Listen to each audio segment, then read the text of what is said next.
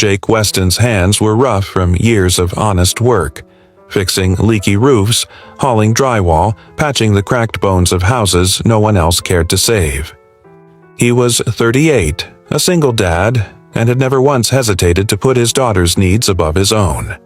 That morning started like all others. Early coffee in a chipped mug, a quiet kiss on the forehead for 10-year-old Sophie, and another day hauling tools to the latest job site in downtown Raleigh. Jake's life was small but steady. Since his wife passed 3 years ago, it had been just the two of them, him and Sophie. He worked for a local contractor who paid just enough to keep the lights on and groceries in the fridge. Nothing more, but that was fine. Jake didn't need much, just Sophie's laugh at bedtime. Just one more sunrise. That all changed on a rainy Wednesday. He was parked outside a gas station, rummaging in the back seat for Sophie's forgotten school project when he heard the screech of tires and the sickening thud of metal against metal. Across the street, 2 cars had collided. One had blown a red light. Smoke hissed from under the hood of the silver sedan. Then, from the driver's side door, a woman stumbled out, blood running down the side of her face, her uniform soaked in rain and red. Jake didn't think. He ran. Traffic blared past him. People slowed, but no one stopped. The woman collapsed onto the sidewalk, trying to press a trembling hand against a deep wound near her ribs. Jake dropped to his knees beside her, tearing off his flannel shirt and pressing it to the bleeding. She tried to speak, but coughed instead. Her eyes, fierce and sharp beneath the pain, met his. A patch on her sleeve read, U.S. Air Force. She couldn't have been more than 30, broad-shouldered, tall, her skin flushed and slick with rain. "Stay with me," Jake whispered, steadying her head against his arm. "You're gonna be all right." By the time the ambulance arrived, Jake was soaked through. The EMTs rushed her into the vehicle, and just before the doors closed, she caught his hand and squeezed. Then she was gone. Jake walked back to the gas station, heart still pounding, unaware that a city traffic camera had caught it all, from the moment he sprinted into the rain to the way he gave up his shirt without thinking. He thought he'd go back to work like normal, but when he showed up at the site late, drenched and without his gear, his supervisor didn't care about heroics, just that the schedule was behind. Jake was fired on the spot. By noon, he was jobless, soaked to the bone and trying to figure out how to tell Sophie. What he didn't know was that the woman he'd saved wasn't just a soldier. Her name was Captain Adriana Blake, a decorated combat medic and a woman with deep connections, and even deeper scars. And she wasn't done with Jake Weston. The house felt colder that night, not because the heater was out, but because Jake Weston was quiet, distant. Sophie noticed it right away. She sat across from him at their tiny dinner table, knees swinging under the chair, her untouched mac and cheese slowly cooling. Jake managed a tired smile, but it didn't reach his eyes. "Dad, did something bad happen at work?" she asked softly, her fork making idle trails in her bowl. He hesitated. "Let's just say, I did the right thing today. But sometimes the right thing doesn't pay the bills." Sophie nodded, not fully understanding, but trusting him anyway. Upstairs, as he tucked her into bed, her small hand slipped into his. "You always tell me that being kind is more important than being rich." Jake kissed her forehead. "And I meant it." But as he stood alone in the living room after she fell asleep, staring at overdue bills and a half-empty fridge, the weight of those words crushed him. He'd done the right thing. He knew it. But right didn't pay rent. What he didn't know was that somewhere across the city, Captain Adriana Blake had just been discharged from the hospital against doctor's orders. A medic through and through, she hated being confined. But what really stirred her wasn't her cracked ribs or concussion. It was the man who'd saved her. She'd asked the nurse 3 times. Did anyone get his name? No one had. Later that night, sitting in her apartment with bruised ribs wrapped tight and a laptop glowing in front of her, Adriana began her search. Security footage from the city's traffic system confirmed what she remembered. A tall, broad-shouldered man with storm-soaked hair and eyes full of urgency. She zoomed in on his jacket. Weston, contracting. She typed the name into a browser. Nothing. She tried again. Business registry, then social media. Finally, she found a tagged photo of a community center fundraiser. A dad, his daughter, and a donation banner. His name in a caption. Jake Weston, volunteer handyman. She leaned back in her chair, heart pounding. He didn't even know she existed, and yet he'd risked everything for her. Meanwhile, back at Jake's place, the next few days were brutal. He called every former client, every old contact, but no one had extra work. His truck needed repairs, and without it, he couldn't take new gigs. He sold his old tools, canceled internet, even skipped his own dinner to make sure Sophie ate. Then, on Friday afternoon, a knock at the door. He opened it cautiously. Standing on his porch was a woman he barely recognized. Cleaned up, hair pulled back into a neat bun, dressed in civilian clothes but carrying herself like someone who'd seen fire and walked through it. "Jake Weston?" she asked. He nodded, confused. "I believe I owe you my life." It was Adriana. Jake blinked. Wait, you're the woman from the crash." She smiled, soft but certain. "Captain Adriana Blake, and I don't forget people who saved my life." Sophie appeared behind her dad, peeking out from behind his leg. Adriana knelt slowly, meeting the little girl's curious eyes. "And you must be Sophie." Jake looked between them, overwhelmed. "Can we talk?" Adriana asked.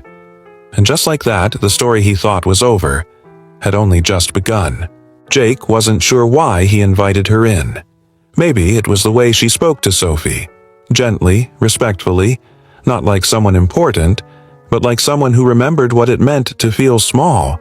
Or maybe it was the storm in her eyes that matched the one still rumbling inside his chest. Adriana sat on the edge of the couch, careful with her movements, clearly still in pain. She glanced around the living room. Modest, clean, full of signs that love lived here. Crayon drawings pinned on the fridge, a pair of pink sneakers by the door, and a half-finished school project resting on the table. Jake handed her a mug of tea, more out of habit than anything else. "So, why are you here? I mean, why, really?" Adriana took a slow sip, then met his eyes. "Because I owe you. And because I know what it feels like to give everything and feel like no one notices." She paused, then pulled something from her pocket. A folded letter. "This was meant for my family if I didn't make it out that night," she said, voice quieter now. "But I never got to send it. And when I woke up in that hospital, I realized I don't have anyone to send it to." Jake frowned, unsure what to say. "I didn't grow up with much," she continued. "The Air Force became my family. But lately, I've wondered what it would feel like to be part of something smaller, something real. And then you showed up. No questions, no cameras. You just helped me." Jake shifted, clearly uncomfortable with praise. "I got fired for it," he said bluntly. "Boss said I left the site without clearance. Didn't care that I was pulling someone out of a burning vehicle?" Adriana's brows lifted. "I'm sorry." Jake shrugged. "Don't be. I'd do it again." Sophie tiptoed into the room with a quiet, "Dad, can she stay for dinner?" Jake looked to Adriana, who blinked in surprise. She smiled at Sophie. "Only if it's okay with your dad." He nodded slowly. "We've got enough for 3. They sat at the small table. Nothing fancy, just tomato soup and toast, but the laughter that bubbled up over Sophie's stories filled the room with a warmth that hadn't been there in weeks. Later, as Adriana stood to leave, she turned to Jake. "I know you didn't help me for a reward, but you gave me something I can't ignore." Jake raised a brow. "And what's that?" "A glimpse of a life I didn't know I wanted." She handed him a business card. "You might not be looking for help, but I'm offering it anyway. Come by this address tomorrow. There's a team I run, private contractors, good people. We need a foreman with heart." Jake stared at the card. It wasn't flashy, just a name, an address, and a tiny embossed emblem. Blake, Group Defense Solutions. Adriana smiled again, this time gentler. "You helped me when you thought no one would see. Now let me do the same." As she stepped out into the quiet evening, Sophie looked up at her dad. "Is she a superhero?" Jake chuckled. "Something like that." What neither of them knew yet was how much that superhero would come to mean to both of them. Jake stood outside the building listed on Adriana's card, staring up at its steel and glass exterior. It didn't look like the kind of place where a single dad from the suburbs belonged. Inside, men and women in sharp uniforms and dark suits moved with quiet urgency. This wasn't just a business, it was a mission hub. He adjusted his jacket, took a breath, and stepped through the glass doors. A receptionist gave him a polite smile. "You're Jake Weston. Captain Blake is expecting you." That alone sent a strange warmth through his chest. She met him in the hallway, a different Adriana than the one who sat at his kitchen table. Her hair was neatly tied back, posture crisp, eyes focused, but when she saw him, the edges softened. "You came," she said. Jake nodded. "Wasn't sure if I'd be walking into a trap." Adriana chuckled, then led him into a large operations room filled with digital maps, strategy boards, and a dozen focused conversations. "We're a private defense contractor," she explained. "We support disaster zones, high-risk evacuations, even search and rescue. I lead a small unit. But what we really need is someone who gets people, someone who leads with heart." Jake glanced around at the organized chaos. "And you think that's me?" She stopped at a table stacked with blueprints. "You pulled a stranger out of a burning wreck without thinking twice. You didn't ask what rank I was. You didn't care who I worked for. You saw someone in danger and acted." He looked at her. "I'm not military. I'm a construction guy." "A dad?" "Exactly," she said. "We need someone like that." She walked him through a training area where a woman practiced rappelling down a wall and another team rehearsed a disaster response drill. "We have tech, tools, skills, but empathy, trust? That's rare." Jake stayed silent for a beat. "What would I be doing?" "Overseeing logistics, leading response teams, training volunteers. It's flexible and comes with benefits, including health insurance for Sophie." That caught him off guard. "You remembered her name?" "I remember everything about that night," Adriana said softly. Jake looked down at the calloused hands that once held nothing but busted tools and overdue bills. For the first time in a long while, he felt like they could hold something more, something that mattered. "I'll try," he said finally. Adriana smiled. "That's all I ask." That afternoon, he drove home with a small packet of documents and a larger sense of purpose than he'd felt in years. At dinner, Sophie noticed the difference. "You're smiling weird," she said through a mouthful of mac and cheese. Jake laughed. "Am I?" "Yeah, like something good's about to happen." He ruffled her hair. "Maybe it is." But what neither of them knew was that Adriana hadn't just offered him a job. She'd opened the door to a future none of them could have predicted, because the next mission she had planned wasn't listed on any chart. It was something personal, something unfinished from her past, and Jake Weston was about to become part of it. Weeks passed, and the change in Jake's life was undeniable. His mornings no longer began with dread. Instead of scanning job boards over burnt coffee, he packed a bag, kissed Sophie on the forehead, and headed to a place that made him feel like more than just a man trying to survive. At the operations center, he found himself leading supply drops, organizing civilian training, and sometimes just being the calm voice on the other end of a chaotic call. His construction skills helped rebuild structures in disaster zones, but his presence helped rebuild people. And through it all, Adriana was there. She wasn't just a commanding officer. She was a quiet constant, fierce in the field, but softer when no one was looking. Their coffee breaks grew longer. Their conversations drifted from logistics to life. His memories of Sophie's first steps, her stories of deployments that left scars she didn't talk about easily. One afternoon, as they loaded gear into a rescue van, a call came through, flooding in a small town an hour out. No deaths reported yet, but homes were submerged. Jake was already moving. "I'm going with you," Adriana said. They arrived to waist-deep water, crying children, soaked mattresses, and elderly residents who had lost everything in a matter of hours. Jake moved like instinct, organizing supplies, hauling sandbags, lifting people into boats. And when one boy panicked in the middle of an evacuation, Jake didn't hesitate. He jumped in, pulled the boy out, and carried him back to shore. That night, soaked and exhausted, Adriana found him sitting on the back of a transport truck, shirt clinging to his skin, eyes scanning the horizon. She sat beside him in silence. "You okay?" she asked. Jake nodded. "Just thinking." "About what?" "That this feels like the first time I'm doing something that matters. Not for a paycheck, not just to keep lights on, but really matters." Adriana looked at him for a long time. "You matter. You always did." The words caught him off guard. They weren't flirtatious or dramatic, just honest, quiet, real. He didn't answer. He didn't need to. Later, as they drove back, headlights cutting through the rain, Jake received a text from Sophie's school. She had won a writing contest.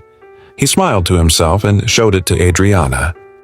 "She wrote about the bravest person she knows," he said. "She picked me." Adriana smiled softly. "Smart girl." Something shifted between them in that moment. Not loud or obvious, but steady, unspoken. A thread tying two lives a little closer. But behind Adriana's calm eyes, there was something else. Something she hadn't shared yet. Because while Jake had saved her from bleeding out on that rainy day, she was still bleeding in other ways.